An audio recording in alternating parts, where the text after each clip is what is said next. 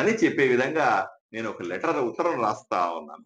ఈ విషయాన్ని పత్రికాముఖంగా తెలియజేస్తాను. ఎందుకంటే చేతులు మార్చుకుంటూ పోతే ఆదోనిలో విచిత్రం ఏంట్రా అంటే బలహీనుల దగ్గర ఎంతో మంది బీసీలు గాని, అణగారిన ప్రజలు గాని, ముస్లిమ్స్ గాని వీళ్ళ దగ్గర పెద్ద ల్యాండ్ బ్యాంక్. దీన్ని అప్పుడే గత 5 సంవత్సరాలుగా ఉన్నట్టు వైఎస్ఆర్‌సీపీ నాయకులంతా కూడా ఏదో రకంగా కబ్జాలు చేసుకున్నారు. బలవంతులు రాజకీయంగా పలుకుబడి ఉంటది. 10 మందిని ఏసుకొనొచ్చి వీళ్ళ ఇండ్ల మీదకొస్తారు.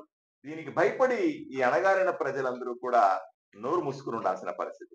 ఆదోనిలో ఇటువంటివి సాగవు. బలహీనుల పట్ల నిలబడ్డానికి ఈరోజు కూటమి ప్రభుత్వం ఉంది. బలహీన వైపు నిలబడ్డానికి డాక్టర్ పార్థసారథి తప్పనిసరిగా ప్రయత్నం చేస్తాడనే ఓ ప్రయత్నంలో భాగంగా ఇది ఎందుకు బహిరంగంగా చెప్తున్నాం? ఇటువంటి కేసులు ఆదోని నిండా ఉంది. ఆదోని అంతా కూడా ఇలాగే ఉంది.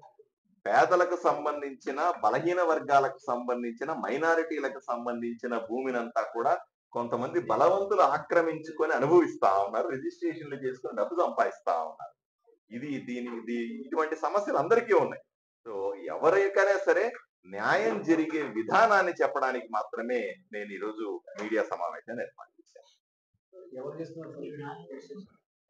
అవన్నీ వాళ్ళు కోర్టులో పేపర్ చూసుకోండి. అది వేరే వాళ్ళు మాకు తెలియకుండా అంటే ఎవరు చదువుకోలేదు సార్. నేను ఒక్కడే మొన్న రీసెంట్గా 2018 డిగ్రీ కంప్లీట్ చేశాను. అప్పుడు కంప్లీట్ అయిన తర్వాత ఇట్లా భూమి ఉంది కదా అని వచ్చేసి జైరం పెట్టని అడిగిన కోర్టులో కేసు ఏముంది అడిగిన వెంటనే ఇక ఆల్రెడీ అమ్మేసుకున్నారు. ఇంకా 7 సెంట్లు మిగిలి భూమి చూడండి కదా, కావాలంటే చేస్తాను తీసుకోండి కావాలంటే. లేదు ఎట్లా చేస్తారు సార్? లింక్ డాక్యుమెంట్ వాళ్ళు లేదు కదా, యాక్చువల్గా వాళ్ళు లేదు కదా, మా పేరు ఉన్నాయి కదా, ఎట్లా చేస్తారు? 7 సెంట్లు ఎట్లా వస్తుంది సార్? మనకి 7 సెంట్లు ఏ రకంగా చేస్తారు సార్ అని అడిగి ఎక్కువ మాత్రం బయట పైన పెట్టుకో అని మాట్లాడడం అది చేసినాం. సర్లే అనేసి కోర్టుని ఆశ్రయించి కోర్టుకి ఫైల్ చేసినాం. అప్పుడు రెడ్ మార్క్ ఉండింది, మన ఎంఆర్ఎఫ్స్లో రెడ్ మార్క్ ఉంది సరే మనకి. తర్వాత మనిషి డబ్బులు ఉన్న వాళ్ళు ఇచ్చేసి రెడ్ మార్క్ ఇచ్చేసినారు. ఇచ్చిన తర్వాత మళ్ళీ కోర్టులో చేసినాం. అప్పటి నుంచి కోర్టు రన్నింగ్ అవుతుంది, టైల్స్గా నడుస్తున్నాయి ఇప్పుడు కూడా. సబ్ రిజిస్టర్లో కూడా రెడ్ మార్క్ వేయించినాం, మొన్నటి కూడా ఉండింది, మళ్ళీ తీపిస్తున్నారు. అది ఎందుకు తీపిస్తున్నారో మాకు కూడా అర్థం కావట్లేదు.